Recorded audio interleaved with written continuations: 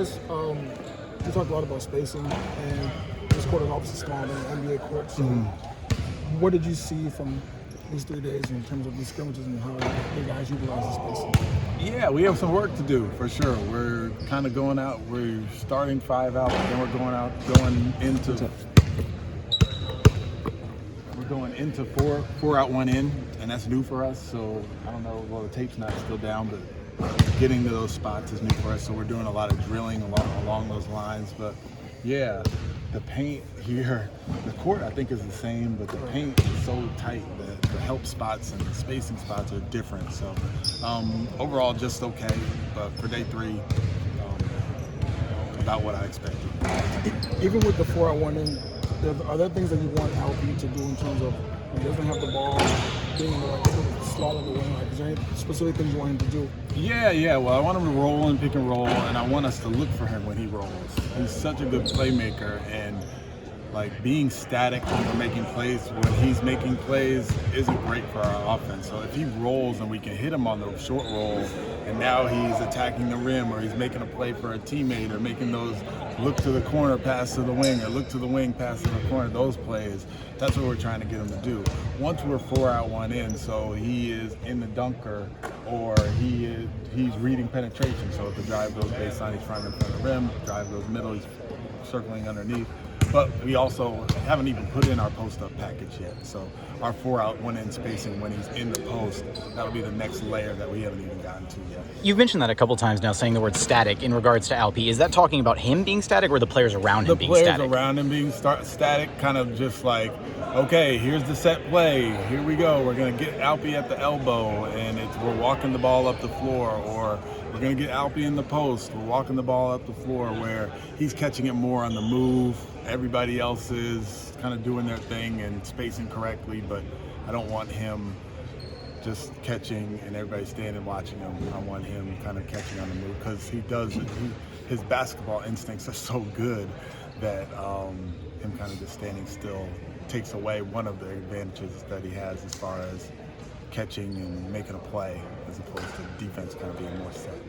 You were talking about there's a little more emphasis on help defense, but there were times last year you said there was over-helping going on. Yeah. Is it about what they do when they help? Be more disruptive, don't just pass one guy off to the next. Yeah. Is that what you were talking about? Yeah. Being more active, being more available, showing a presence. Last year there were times where we didn't show a presence at all, and some of that is just being in a stance and having your arms out, and we've been really trying to hammer that home. So there's a lot of habits that we're trying to build right now that we're drilling a bunch, and it's been day 3 again. But that's a big part of it, is showing a presence to where you don't have to go in and out. You're in the right spot early, and then you can go out, and then we're in the next layer of our multiple effort defense. How much about is improving the defense about the offense? In other words, the points off turnovers last year were enormous. It's a big part. Yeah, it's a big part. It's the transition defense as a result of our offense. So we're trying to clean up our spacing so that the reads are easier, so we won't turn it over quite as much, and then we're able to get back and get our defense set. And then as Alpi's in there, he's such a good offensive rebounder. More offensive rebounds lead to second chance points, where we are now the defense is either working to box him out, or they're taking the ball out, and we're getting our defense set as a result of that. So those 2 things hopefully will help our defense, and those are offensive things. What does having a guy like Jabari with his gifts allow you to do defensively that's maybe a little bit different than last season? Did you see? Yeah, I mean, his switchability is really good. His basketball instincts on the defensive end, he's in the gaps like I was talking about. There were some penetration plays where he was just like standing there, and he's so long that the gaps are not available. But the effort that he gives defensively are just, it is something that carries over to his teammates. So playing a little bit harder defensively because he's on the floor, being in the gaps a little bit more because he has the length, and then having someone out there that really loves to play defense is a big thing for us. You have so few veterans. To have Sterling back here, is it valuable in practice time to have a guy who's been big minutes in the NBA. Yeah, it's big. It's big. He's a great guy, first and foremost, but he sees stuff before it happens, like I always say about the vets compared to the rookies. And his shooting ability is something that is good for us as well. But he's a talker, and him being with our group, we need talkers that have experience and have good things to say. He said you're more assertive than his previous year. More, I don't remember the words he used, but holding people more accountable is what he said. Yeah. You feel like that has evolved? It definitely has evolved. It definitely has evolved. I'm definitely more comfortable in this role. No, he said that about you. Right. Oh, okay. I'm sorry. Yeah. Sorry to interrupt you. No.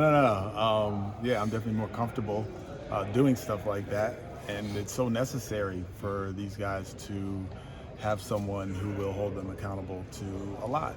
And with so much flux that we had the first year that he was here, it was really hard to do just because guys are coming in and getting out, and we're young and all that. But now that things are starting to solidify, it's an easier way to do things, because these are the guys that we have, most likely, and we're growing with these guys, and they need to know what is acceptable, what isn't, and I'm going to hold them accountable to it. If the plan A is obviously pace, push the ball, and transition, Yeah. how much work did you guys get to do on the plan B when things break down, or you have to operate out of a broken play? We did it today, so we did some half-court, 5-possession, run the same play 5 times, explore the 5 different options out of the play.